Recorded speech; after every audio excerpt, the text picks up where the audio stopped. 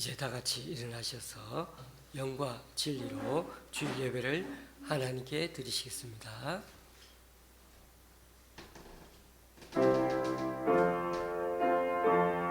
찬양하라 내 영혼아, 찬양하라 내 영혼아, 찬양하라 내 영혼아,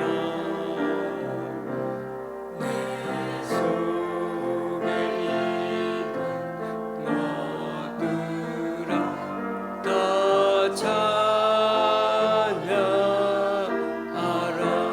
경배하라 내 영혼아, 경배하라 내 영혼아, 경배하라 내 영혼아, 내 속에 있는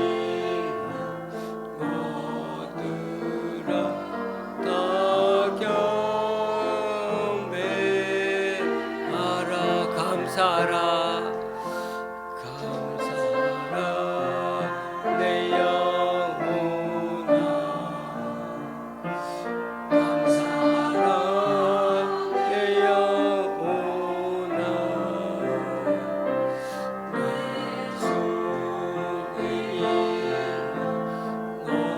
것들아 다 감사하라.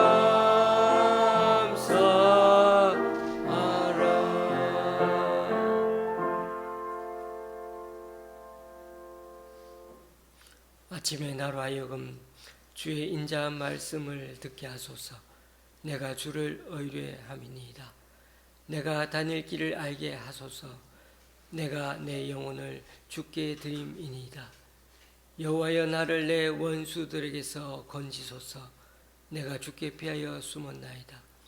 주는 나의 하나님이시니 나를 가르쳐 주의 뜻을 행하게 하소서. 주의 영은 선하시니 나를 공평한 땅에 인도하소서. 아멘. 사도신경으로 주님께 신앙 고백 올려드립니다.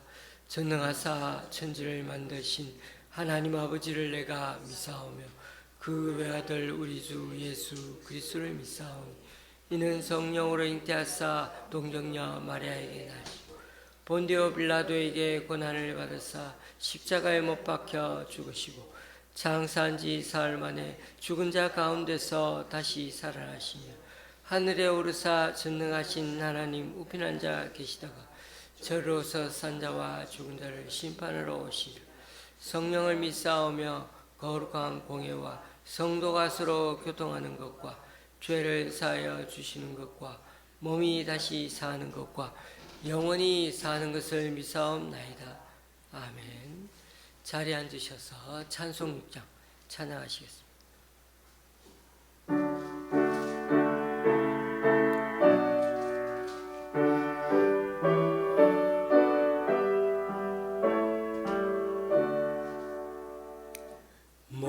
목소리 높여서 주 찬양하여라.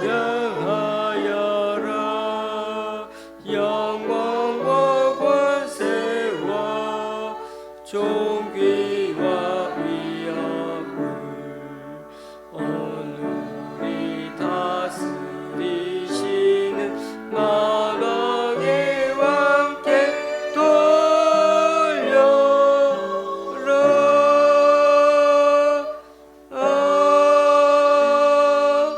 아멘.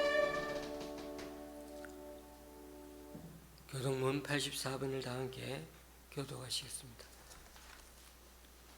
교동문 84번입니다.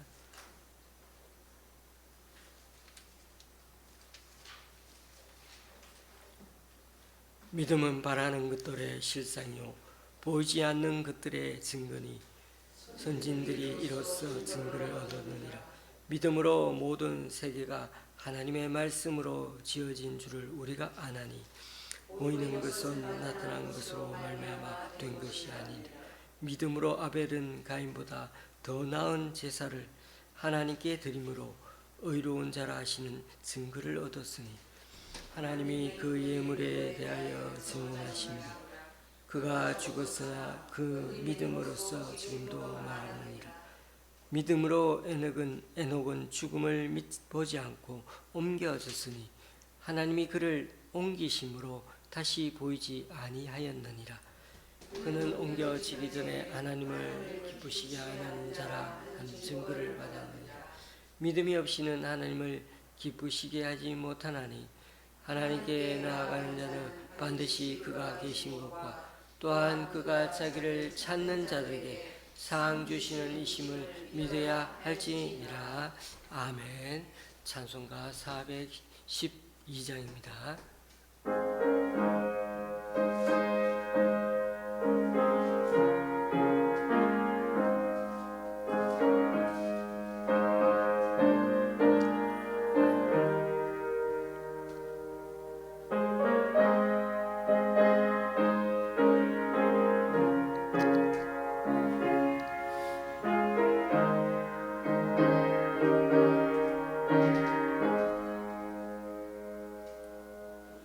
내 영혼의 그 깊은 데서 맑은 거룩이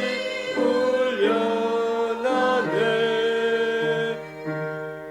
하늘 곡조가 언제나 흘러나와 내 영혼을 보이 사네.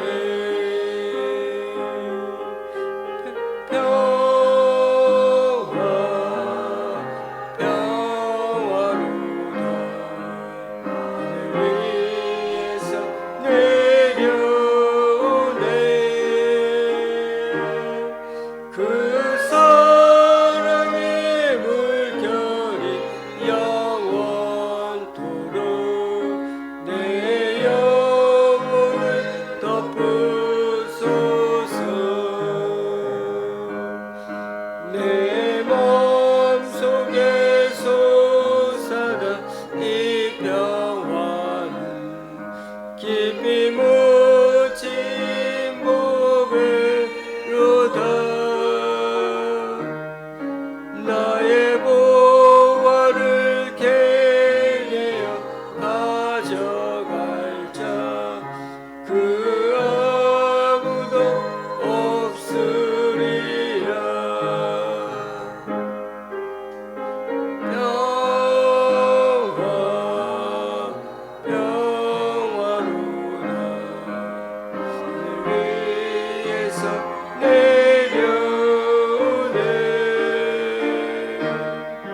그 사랑의 물결이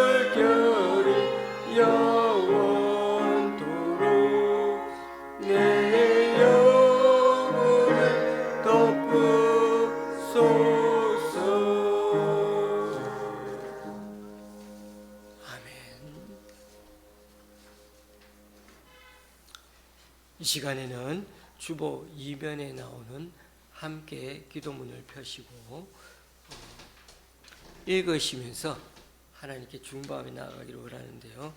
오늘도 숫자가 꽤 많이 나오는데 관로 속에는 읽지 않으시고 혹시 읽다가 첫 자가 일자로 나올 때는 일자로 읽지 않고 그냥 10,000명, 12%, 1,000명 이런 식으로 읽어주시면 좋겠습니다. 또박또박 천천히 읽도록 읽으면서 기도하시겠습니다. 먼저 우리 자신을 살피고서 기도하고자 합니다. 우리가 죄악을 품고 기도하면 그 기도는 듣지 않으시기에 이 시간 우리 자신의 죄인됨과 부족함, 연약함을 주님께 고백하고 맡깁니다. 주님의 보혈로 우리를 정결케 하여 주시고 성령님의 인도하심과 능력을 덧입어 기도하는 이 시간 되게 하여 주소서. 잠시 기도하십니다.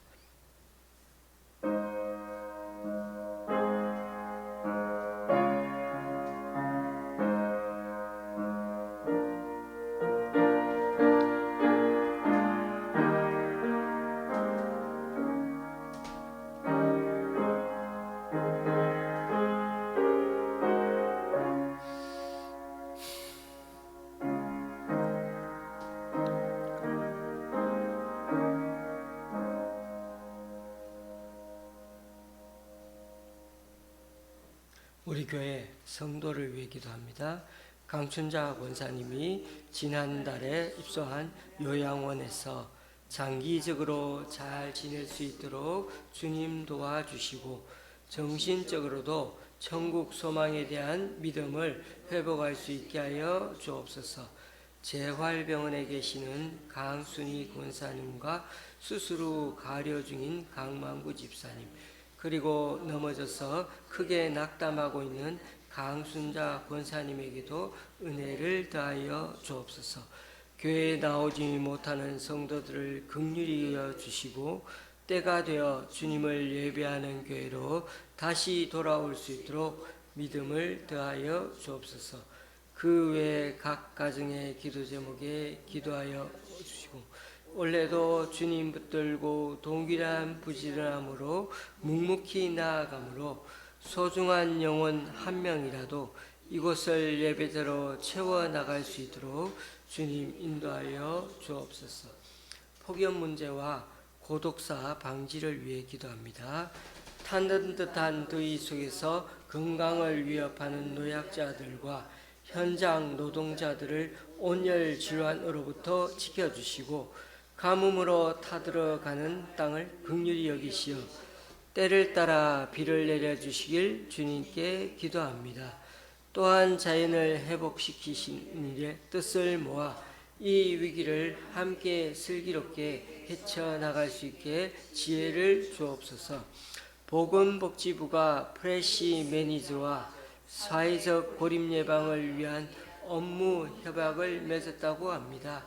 방문 판매를 통해 고독사 위험군을 찾아 공적 복지 체계로 연결되는 사회 안전망으로 활용되게 하시고 외로움 속에 방치되는 이들이 없도록 지역사회와 교회도 이웃을 살피는 돌봄의 발걸음에 함께 동참해 가게 하소서.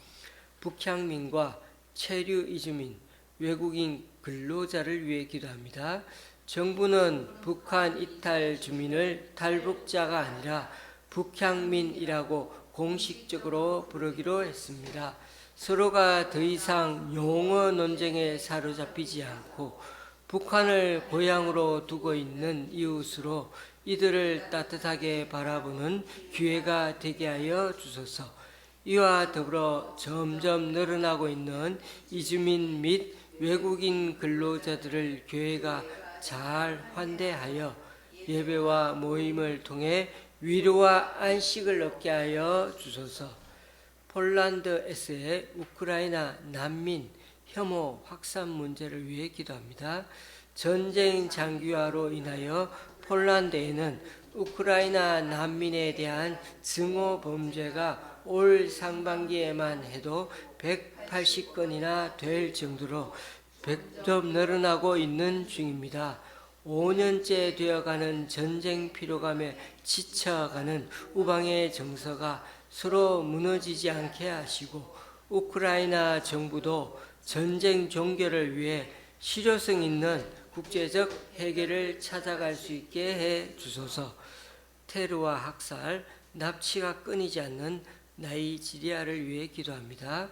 아프리카 종교자유관측소에서 발표한 자료에 따르면 나이지리아에서는 지난 6년간 광범위한 폭력 사태와 테러, 대량 학살, 납치 등 15,000건이 넘는 사건, 사고가 발생해 총 79,323명이 사망했는데 민간인 사망자는 42,033명이나 되었습니다.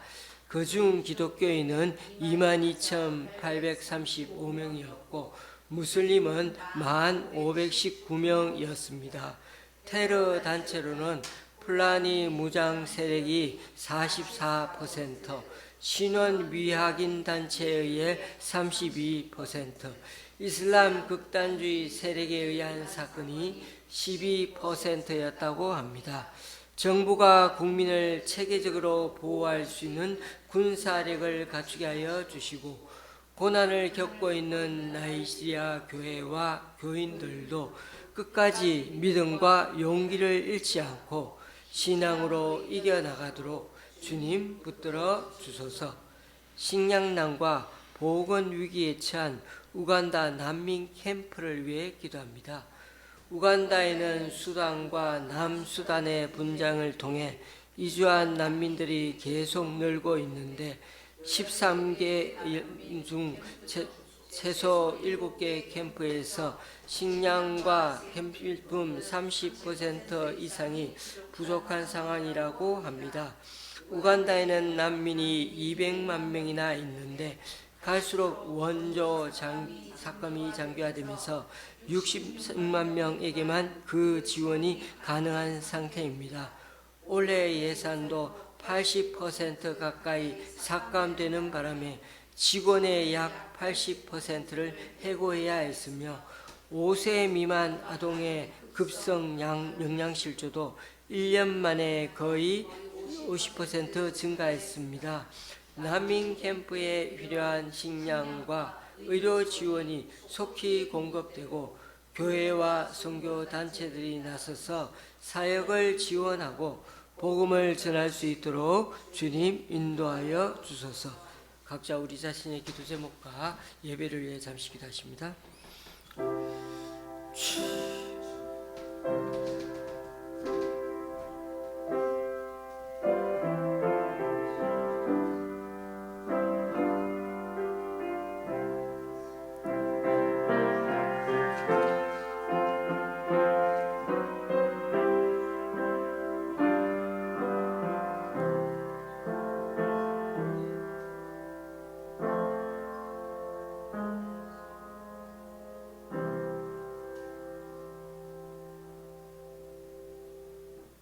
예수님의 이름으로 기도합니다.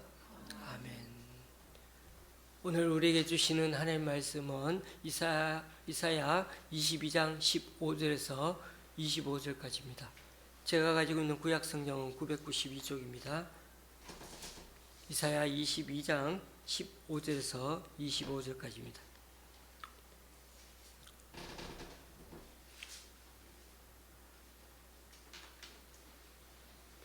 교도 가실 때 마지막 절은 같이 읽도록 하십니다.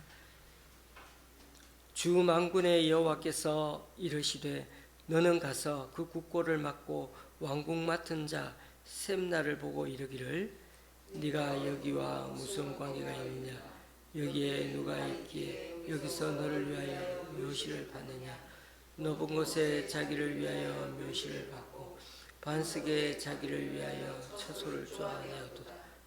나 여호와가 너를 단단히 결박하고 장사같이 세게 던지되 반드시 너를 모질게 감싸서 공같이 광막한 곳에 던질 것이야. 주인의 집에 수치를 끼치는 너여 네가 그곳에서 죽겠고 내 영광의 수레도 거기에 있으리라. 내가 너를 내 관직에서 쫓아내며 내 주위에서 낮추리니 그날에 내가 hil기야의 아들 내 종 엘리야김을 불러 내 옷을 그에게 비며 내 띠를 그에게 띄워 힘있게 하고 내 정권을 그의 손에 맡기리니 그가 예루살렘 주민과 유다의 집의 아버지가 될 것이며 내가 또 다윗의 집의 열쇠를 그의 어깨에 두리니 그가 열면 닫을 자 없겠고 닫으면 열 자가 없으리라. 못이 단단한 곳에 박힌같이 그를 견고하게 하리니 그가 그의 아버지 집의 영광의 보좌가 될 것이요 그의 아버지 집의 모든 영광이 그 위에 걸리리니 그 후손과 족속되는 작은 그릇 곧 정쥐부터 모든 항아리까지이니라. 만군의 여호와께서 이르시되 그날에는 단단한 곳에 박혔던 못이 사그리니 그 못이 부러져 떨어지므로 그 위에 걸린 물건이 부서지리라 하셨다 하라. 나 여호와의 말이니라. 아멘.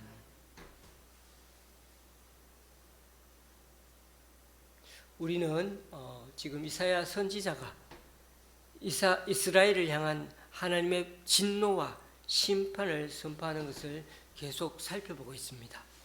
그런데 하나님은 심판을 예언하시면서도 계속해서 한편에는 거루터기, 남은 자, 이새의 가지, 이새의 뿌리, 아기로 오실 메시아 등등 미래에 대한 회복과 구원의 말씀도 여전히 쉴 새 없이 남겨두셨습니다. 그리고 지난번에 살펴본 것처럼 13장부터 23장까지는 이방 나라에 대한 심판 예언이 기록되어 있다고 했습니다. 그래서 그 처음 나라가 예루살렘에서 봤을 때 가장 동쪽에 있는 바벨론의 시작에서 가장 서쪽에 있는 두로까지 그렇게 심판이 임하죠.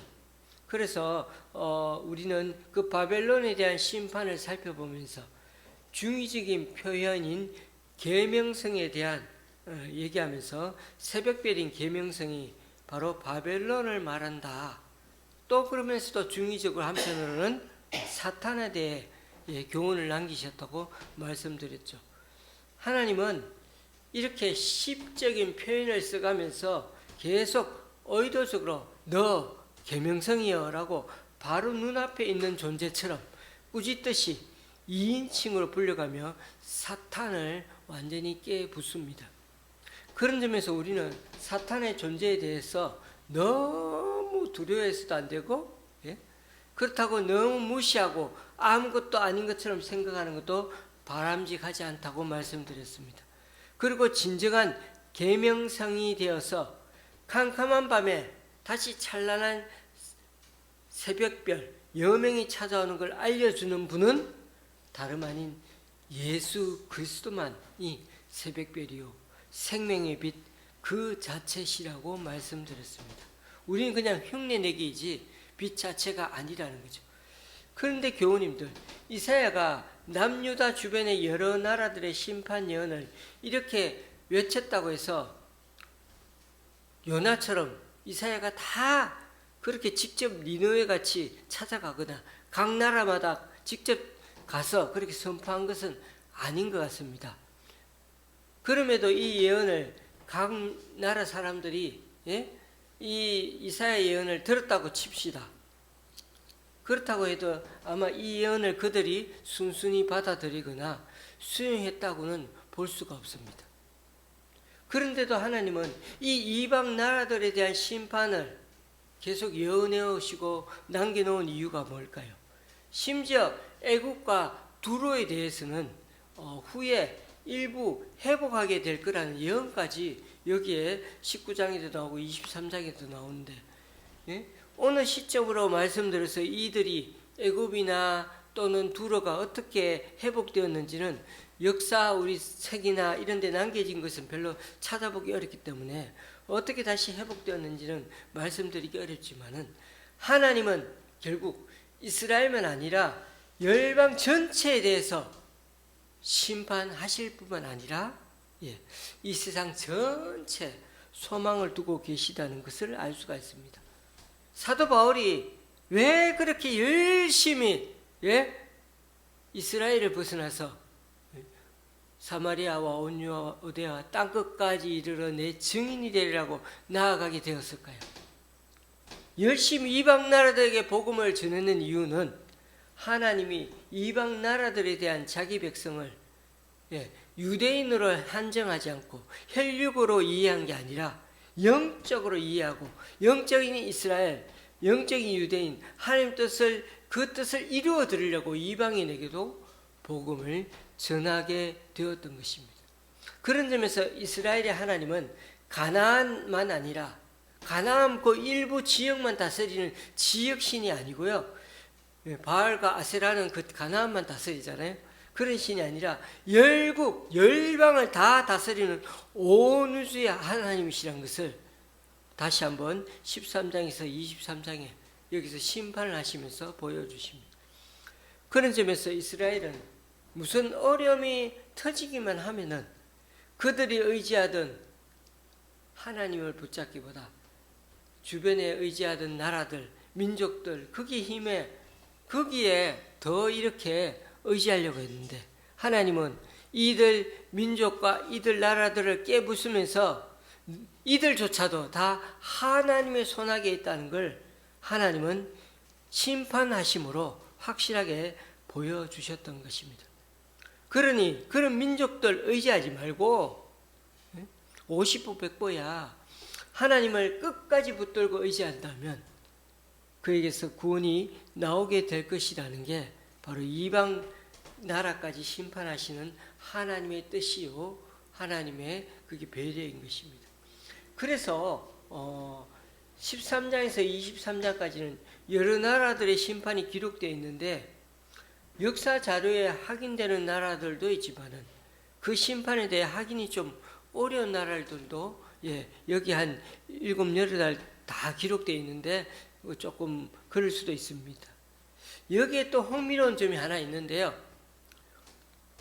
우리가 읽은 본문에는 안 나오지만은 22장 우리가 1절에서 14절을 읽지 않았잖아요. 그런데 22장 앞부분에 심판 메시지에서 환상골짜기란 말이 1절에도 나오고요. 5절에도 나옵니다. 2번 등장합니다. 환상골짜기. 이 단어는 예루살렘을 가리킨다는 것에는 의심의 여지가 없습니다. 그런데 직접 예루살렘을 가보신 분은 예루살렘이 주변에 기드론 골짜기도 있고요, 흰놈 골짜기도 있고요, 또 이제 티로포에온 골짜기라는 것도 있다는데 어쨌든 여러 골짜기에 둘러싸여서 있는 곳이 온 사방이 둘러싸여 있는 것이 예루살렘이거든요. 그래서 이게 이제 환상의 골짜기 할 때 골짜기 안에 있다는 걸 우리가 예루살렘을 이해할 수 있습니다. 그런데 왜 굳이 환상의 골짜기라고 했을까 하는 것입니다.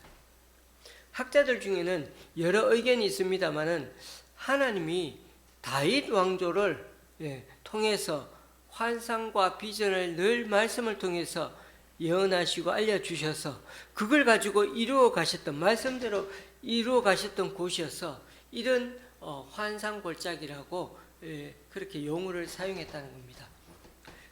그처럼 하나님의 뜻과 하나님이 보여주신 그 비전에 따라 살아가는 아름다운 골짜기, 그것이 바로 예루살렘인데 그럼에도 하나님은 이 아름다운 골짜기를 결국 어쨌든 심판하시겠다고 경고하시고 그것도 지금 이방 나라들과 똑같이 지금 이방 나라들에 대한 예언인데 그게 지금 오늘 22장에 보니까 심판하시겠다고 이방 나라들과 똑같이 대우하고 예외 없이 심판하실 거라고 그렇게 이 심판의 이방 심판의 메시지 속에 포함시켜 두었습니다. 여기서 우리가 잊지 말아야 하는 점은 하나님은 지금 히스기야 시대를 향해 심판을 선언하고 있다는 점.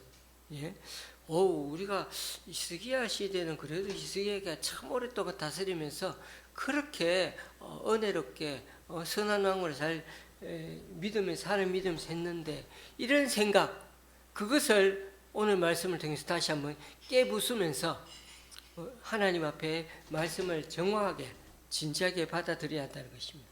22장을 보면은 어쨌든 우리는 이사야서는 시적, 운율의 시적으로 쓰여 있다고 했죠. 그래서 우리는 읽는 내내 이 시적인 그런 감동과 또 과장법이나 어인법 이런 것들을 생각하면서 읽어야 합니다. 지금 남유다는 포위되어 도망가지도 못하고 붙잡히는 상황에 처하게 될 거라고 22장에 예언합니다.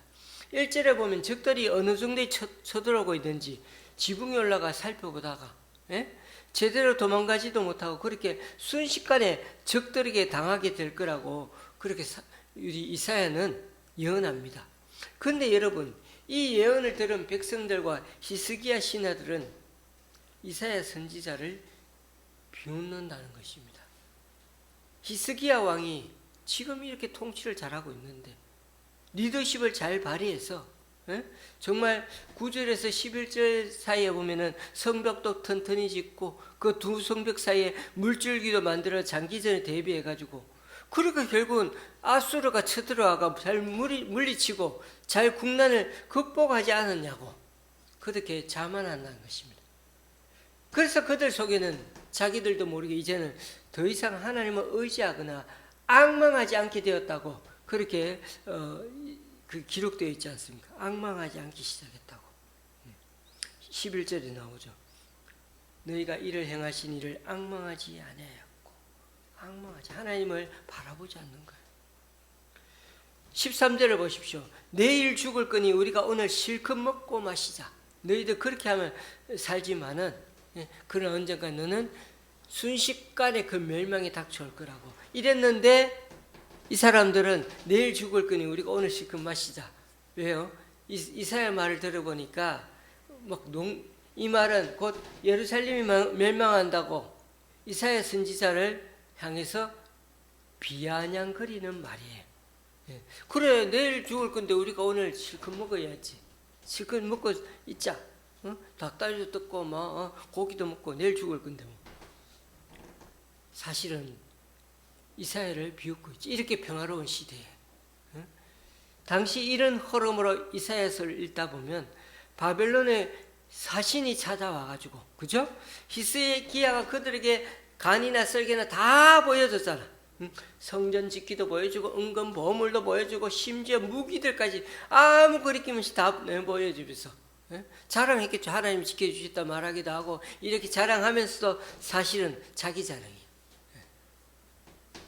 간이나 설계는 다 보여주고 아니 적들이 될 만한 정도에는 보여주면 안 되는데 우리가 당신들과 우방을 했더니 당신들이 아수르를 무너뜨리가 우리가 이제 서로가 이렇게 윈윈하면서 얼마나 평화를 누리는지 모른다고 그렇게 막 치세를 찬양하고 뭐 서로 이제 으쌰으쌰 섬겨주고 그렇겠죠. 히스기야 왕이 정치를 잘했어. 아수르를 버리고 바벨론을 택했더니 줄을 잘 탔더니 그게 국제적으로 먹혔고 이렇게 사신까지 보내 관계를 잘 맞게 되었으니 얼마나 서로 윈윈이고 누이 좋고 매부가 좋게 되었는지를 자랑하는 것입니다. 그러자 이사야 선지자는 곧바로 그때 히스기야를 찾아가 말씀을 선포했죠. 그게 이사야 39장에 나옵니다. 네가 지금 보여준 모든 보화와 심지어 성전 짓기들까지 다 바벨론으로 옮겨갈 거라고. 그런데도 히스기야는 이사야에게 이런 말을 들어도 어떤 말을 했는지 아십니까? 내 생전에는 평안과 경감이 있으리로다. 무슨 말입니까? 선지자의 말씀이 다 맞는 말입니다만은 내가 사는 동안에 그런 일이 절대 없을 겁니다. 제가 건재하니 지금처럼 평화롭고 안전하게 사는 동안에 그런 일이 없을 거예요. 자신이 외교력으로 막고 또 전쟁 준비를 잘해서 잘 막았기 때문에 제가 죽을 때 그래도 그런 일이 없을 거예요. 제가 있는 한 유다는 걱정 없습니다. 바로 이게 교만의 극치가 아닙니까? 선지자가 바로 찾아와가지고 그렇게 얘기를 할 때 네가 간이나 설계를 뽑아놓고 자랑했는 거 그 자랑거리 다 없앨 거라고 하나님이 성전 짓기까지 다 없앨 거라고 하는데도 그걸 깨닫지 못하고 여러분 이게 바로 교만이요. 하나님이 제일 걱정하시는 부분입니다. 지난번 계명성과 관련해 말씀드리지만 우리는 결코 빛의 발광체 자체가 아니요 피조물의 자리에 있다는 사실을 잊지 말아야 합니다. 아무리 빛이 나고 드러나더라도 영광은 하나님이 받으시는 자리라는 겁니다. 아무리 사람이 위대하게 보이더라도 사람 따라 지방에까지 막 내려가서 같이 살고 받들고 그러세요. 사람은 언젠가 죽지 않습니까? 사람 나이가 있잖아요. 70, 80 되면은 그 뒤는 어떻게 되겠습니까? 그래서 인생은 짧습니다. 그래서 이사야서를 간통하는 중심 메시지 가운데 하나는 2장 22절에 나오는 2자가 3개입니다. 2장 22절에 나오는 말씀이죠. 이 말씀은 짧으니까 꼭 외우면 좋겠어요. 너희는 인생을 의지하지 말라. 그의 호흡은 코에 있나니 새말 가치가 어디 있느냐. 너희는 인생을 의지하지 말라. 그의 호흡은 코에 있나니 새말 가치가 어디 있느냐. 2장 22절 말씀. 사람의 인생이나 혹은 세상을 의지하면 결국 이렇게 남유다처럼 하나님이 진노와 심판을 피할 수가 없지만은 거기서 돌이켜서 언제든지 하나님을 의지하면 그 구원과 회복이 펼쳐진다는 게 이사야 선지자의 핵심 주제인 것입니다. 그래서 여러분 22장 1절 말씀, 오늘 우리가 읽지는 않았지만 1절 말씀이 뭡니까? 시적 표현이라고 말씀드렸죠. 오히려 이스라엘 백성들을 비웃는 말씀 같지 않습니까? 너희들이 왜 지붕 위에 자꾸 올라간 거니? 응? 철수하는 아수르 군대를 보러 간 거니? 그 철수하는 군대는 보여도 하나님이 그렇게 하셨다는 것은 왜 안 보이는 거니? 그때 엘리사 선지자가 똥 빠지게 정말 기도하고, 왜? 히스기야가 그렇게 걱정을 많이 했으니, 그렇게 기도했더니 하나님 놀라운 역사가 일어났는데도 그들은 싱겁게 물러가는 그 아수르 대군을 보면서 하나님이 하셨다기보다는 히스기야의 외교술과 전쟁 리더십으로 착각해버린 것입니다. 이게 바로 히스기야 시대의 영적 인식의 무지였던 것입니다. 그래서 하나님은 환상의 골짜기라 표현한 것이죠. 하나님을 앙망하는 예루살렘으로 세워놓았더니 의지의 대상이 세상이요 왕이 되어버렸고 인간적인 지혜와 방법에 더 의지해서 하나님은 그곳을 하나님 도성 예루살렘이라고 그렇게 하나님 도성 예루살렘에 부르라고 했는데도 불구하고 나중에는 이 도성이 어떻게 됐다고요? 사람의 시체가 주변에 쌓여가는 공동묘지가 골짜기에 넘쳐나고 아무거나 갖다 버리는 그 쓰레기 더미로 가득 차고 축축하고 아브라함 골짜기 계곡 모습으로 그렇게 변해가고 있다고 주님은 환상의 골짜기라 이름 붙였던 것입니다. 과거에는 하나님의 비전과 영광이 서려 있었지만 지금은 축축하고 어둠이 깔려있는 죽음의 골짜기 되어버렸다는 것입니다. 여러분, 그런데도 오늘 우리가 읽은 말씀에도 그런 모습이 또 등장하죠. 이 사건도 히스기야 시대에 일어난 일입니다. 오늘 본문은 나라들을 심판한 게 아니라 두 사람, 셈나와 엘리야김이라는 두 사람을 심판했다는 점에서 약간 다릅니다. 그런 점에서 하나님께서는 민족의 죄에 대하여만 아니고 개인들의 죄에 대해서도 엄중한 질책, 심판을 하실 거라고 분명히 밝히고 계십니다. 그러하게 우리는 타락한 시대에서 우리 어쩔 수 없었다, 이런 핑계 통하지 않습니다. 세상이 아무리 윤리와 도덕성이 땅이 떨어지고 잃어버린 채 흘러가더라도 그 속에서 하나님의 사람들은 정말 신실하게 살아야 한다는 것입니다. 오늘 말씀을 간단히 말씀드리면 셈나와 엘리야김 둘 다 히스기야 왕의 오른팔 같은 사람들이었습니다. 그들은 아수르를 오가면서 국제적으로 많은 공로를 세운 사람들이었고 학자들 중에는 셈나가 애굽 출신으로 애굽과 국제관계에 참 많이 영향력을 행사해서 애굽의 도움을 받도록 그렇게 했다는 것입니다. 어쨌든 결국은 나라에 큰 공을 세웠고 지위가 점점 상승해져서 심지어 어떤 정도냐 하면은 오늘 16절에 나오죠. 자신의 무덤을 왕들 묻히는 묘실에다가 마련해 줄 정도로, 예, 그만큼 간덩이가 부어 있고 정권의 힘을 누리고 있는 것입니다. 아무도 말을 안 한 거예요. 왕의 묘실에 자기 무덤을 놓는 걸. 그러다 결국 그는 쫓겨났고 그 뒤를 hil기야의 아들 엘리야김이 총리가 되었습니다. 엘리야김은 총명하고 하나님에 대한 신앙이 있는 가문이죠. 그래서 심지어 이사야 선지자조차 그를 가리켜 20절에 보니까 내 종, 예? 내 종, 하나님 종이라는 거죠. 하나님 종이라 부르지 않습니까? 하지만 그가 다윗의 집의 열쇠까지 가지고 있을 정도로 막강한 권한을 그에게 줬지만은 그의 친척 중에, 예, 사돈 8촌까지 다 출색시키고 각종 자리에다가 다 앉혀서는 족벌 정치를 해나가는데 어느 정도냐 하면은, 예? 얼마나 타락했으면 작은 그릇 종지부터 항아리까지, 예? 그냥 다 자기 후손 족속, 예? 사다에 있는 모든 사람들 그렇게 세워나가서 타락하고 또 타락했다. 그런 모습을 보니 우리나라가 생각나지 않습니까?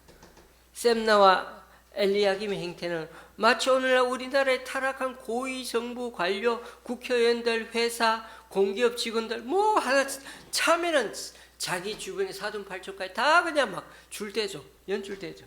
심지어 교회에서나 절에서까지 안 그런 데가 오히려 없을 정도로 그런 일들이 너무 비일비재한다는 거예요.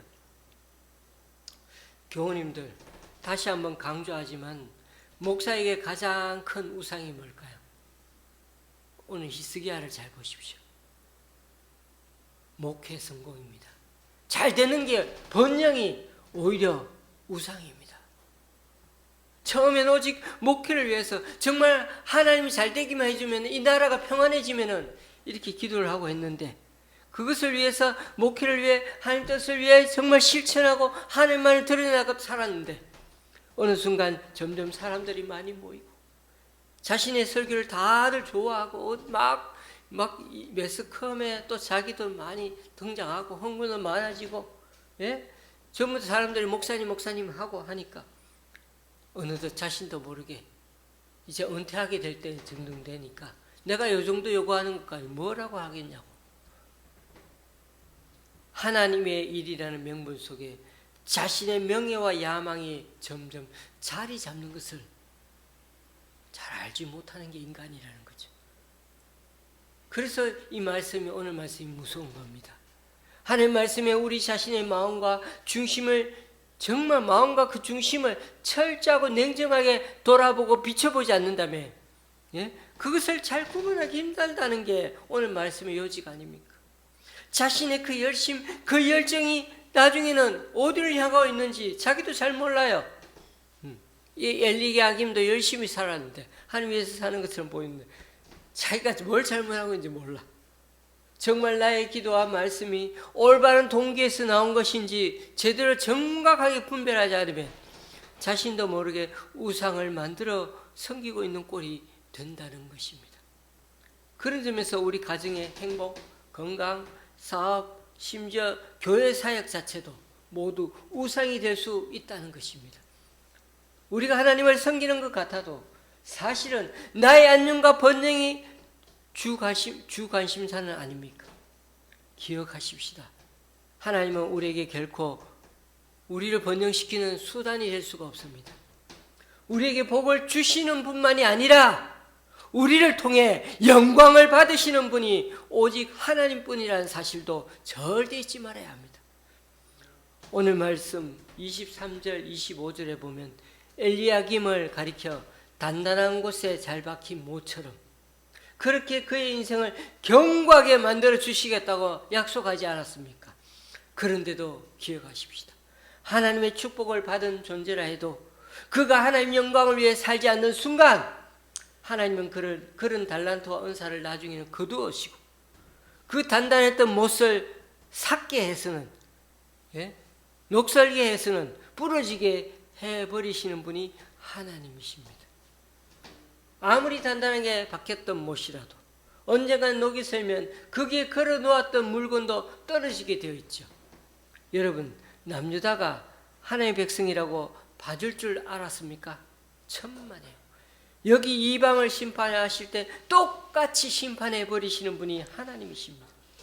환상과 비전이 넘쳐나던 그 다윗의 영화가 있던 곳일지라도 하나님을 떠나면 순식간에 골짜기같이 엄침한 곳으로 죽음의 골짜기로 만들어 버릴 수 있는 분이 하나님이십니다. 아무리 나라에 큰 공을 세우고 적들을 물리친 큰 업적을 남겼어도 교만하여서 더 이상 하나님을 악망하고 찾지 않으면 내가 왕으로 있는 한 괜찮다고 자만하는 그 왕을, 그 다윗의 왕조를 하나님은 언젠가 내쳐버리시는 분이십니다. 인간이 뭐라고 죽음의 병이 걸려 그렇게 살려달라고 기도해서 15년이나 수명을 연장해줘도 이제는 그 교만이 하나님을 대신하는 자리까지 이르고 말지 않습니까? 이사야 말씀이 좀 어려운 게 시적인 표현도 많고, 예? 내용으로 그렇게 이제 과장된 표현이 많으니까 그런 면도 있는 것 같아요. 그래서 시적인 운율례 하다 보니 내용도, 예? 많이 줄어들으니까 여기 22장 말씀도 별로 설교거리가 없을 것 같은데도 잘 묵상해 보면요, 정말 하나님은 우리에게 말씀해 주신 얘기가 그 시대 상황을 잘 구구절절 그렇게 표현해 놓은 감탄하는 하나님의 안타까운 모습을 살펴볼 수가 있습니다. 그러니 교우님들, 우리 인생을 하나님의 시각에서 바라보는 것을 절대 놓치지 마십시다. 오늘 단단히 박힌 모세의 교훈을 잊지 마십시다. 지금 우리가 든든하게 생각하며 살아가는 이유가 재산이 어느 정도 있고 건강이 받쳐져서 그런 게 아닙니다. 하나님의 은혜요, 지금도 눈에 보이지 않는 불꽃 같은 눈으로 살피고 돌봐주시는 주님의 사랑이 아니면 불가능합니다. 요즘 지구온난화 현상을 생각해 보십시오. 어디에는 폭염에, 예? 어디에는 식량 위기로, 또 어디에는 초고대 태풍과 지진으로, 엘니뇨 현상으로 지구 위기가 막 눈앞에, 막 코앞에 다 직면해 있습니다. 우리가 살아가는 이 편리한 문명 터전이요, 한순간 어느 순간 확 뒤집어질지 아무도 알 수가 없습니다. 우리가 믿을 분은 아이러니하게도 연약하게 십자가 못에 박혀 돌아가신, 예? 그 십자가 못에 박혀 돌아가신 예수 그리스도 그분밖에 없습니다. 힘없이 돌아가신 것 같지만 다시 부활하셔서 우리들 인생의 든든한 삶의 터전이 되어주시고 인생길의 방향에 되어주신 그 예수님밖에 없다는 것입니다. 그러니 여러분, 우리 삶은 출구를 알 수 없는 정말 복잡한 미로 같은 인생이 아닙니까? 때로는 어디로 가야 할지, 예, 어떻게 살아야 할지 헷갈릴 때, 그럴 때는요, 높은 곳에 올라가서 내려다보면 됩니다. 아무리 복잡한 미로라도 하늘에서 보면 그 출구가 보이기 시작합니다. 그런 점에서 우리의 신앙의 본질은 하나님의 시각을 회복하고 그렇게 그 관점으로 세상을 내려다 보는 데 있습니다. 부디 오늘 이 말씀을 마음에 새겨서 우리 인생의 길을 앞으로도 바르게 찾아가는 저와 여러분의 남은 인생이 되시길 주님의 이름으로 축원합니다. 기도하시겠습니다. 주님 감사합니다. 지금까지 우리를 여기까지 이끌어 오신 분이 하나님이심을 늘 잊지 않게 해 주옵소서. 그래서 때로 우리 삶의 여정이 헷갈리고 힘들어지면 높은 곳에 올라가 하나님의 시각으로 바라보면서 묵묵히 말씀대로 살아가는 우리 인생이 되게 하여 주옵소서. 무엇보다 혹여 우리의 살림이 많이 나아지고 또 번영하여 별로 걱정이 없고 단단히 박힌 목처럼 탄탄한 상태가 될 때 오늘 말씀 잊지 말고 피조물의 자리에서 머물며 하나님께 영광 돌리며 살아가는, 그리고 또 우리에게 있는 것으로 늘 베풀며 섬기며 살아가는 우리가 되게 하여 주옵소서. 예수님의 이름으로 기도드립니다. 아멘. 찬송가 264장입니다.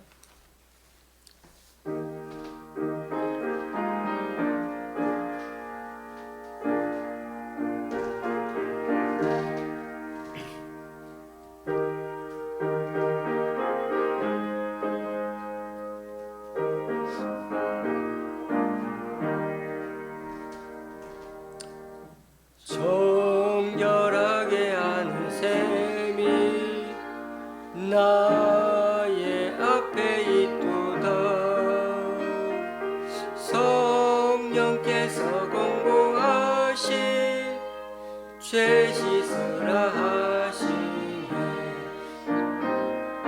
찬양하리 찬양하리 주님 땅은 어린아 주께 영광 돌리어라 우리 죄를 씻어주셨네 나의 가는 길이 좁고 내 뜻대로 안 돼도 여든 욕심 다 버리고 주만 따라가겠네 찬양하리 찬양하리 주님 땅한 어린 양 주께 영광 돌리어라 우리 죄를 씻어주셨네 나의 마음 제단 위에 불길같이 타오워 영원토록 찬양하며 주께 영광 돌리네 찬양하리 찬양하리 주님 당한 어린 양 주께 영광 돌리어라 우리 죄를 씻어주셨네 한량없는 주의 은혜 나를 영접하셨네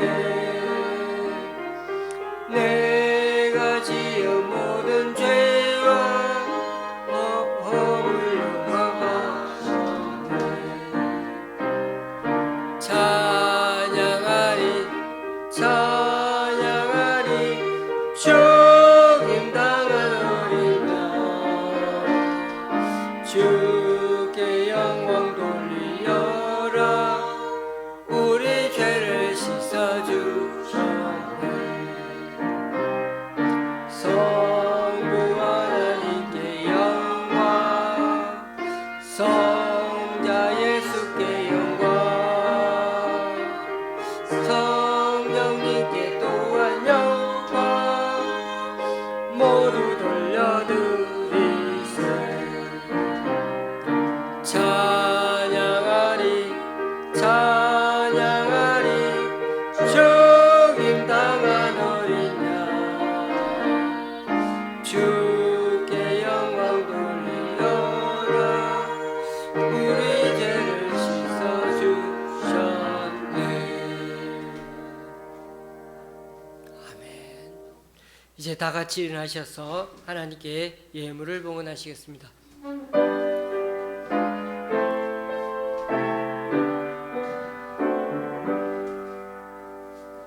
나의 곳들이니 주여 받아 주셔서 하늘나라 위하여 주 뜻대로 쓰소서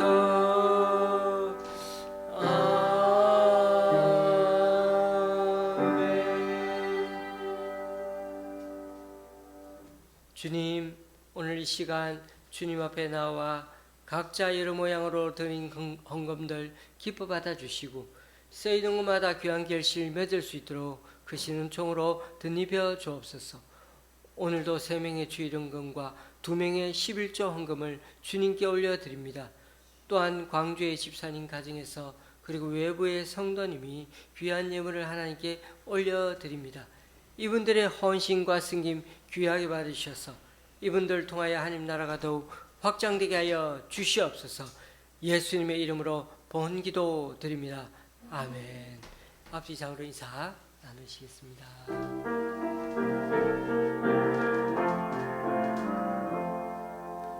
우리에게 향하신 여호와의 인자하심이 크고 크도다 크시도다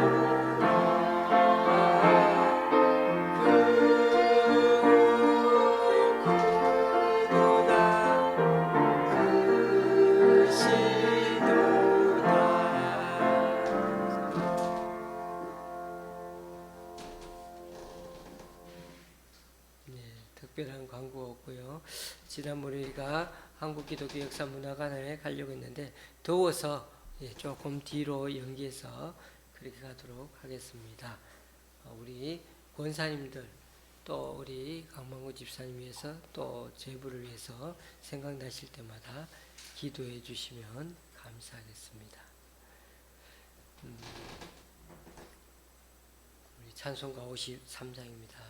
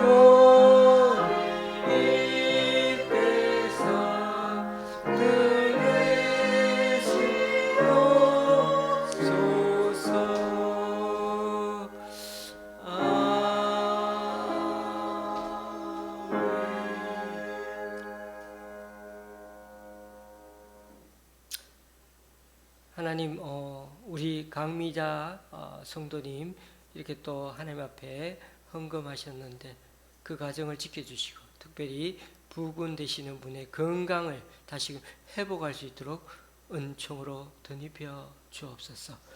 우리 주 예수 그리스도의 은혜와 하나님 아버지의 크신 사랑과 성령님의 교제케 하심이 지금 살아가고 있는 우리들의 일상의 이 평화로움과 건강, 안전 등등 이런 삶의 모든 터전이 보이지 않는 하나님의 손길과 은혜임을 기억하고 우리가 인생의 주인처럼 행동하지 말고 늘 피조물의 자리에서 주님께 단단히 박힌 모처럼 늘 주님께 영광 돌리며 살아가기 원하는 여기 모인 우리 좋은 시학교의 성도님들과 그 가정 위에 우리 강춘자 권사님과 강순희 권사님, 강순자 권사님 위에 그리고 강만구 집사님 그리고 강미자 성도님 가정 위에 또 여러 사정으로 교회에 나오지 못하는 성도님 위에 이제부터 영원히 함께 하시기를 간절히 축원하옵나이다.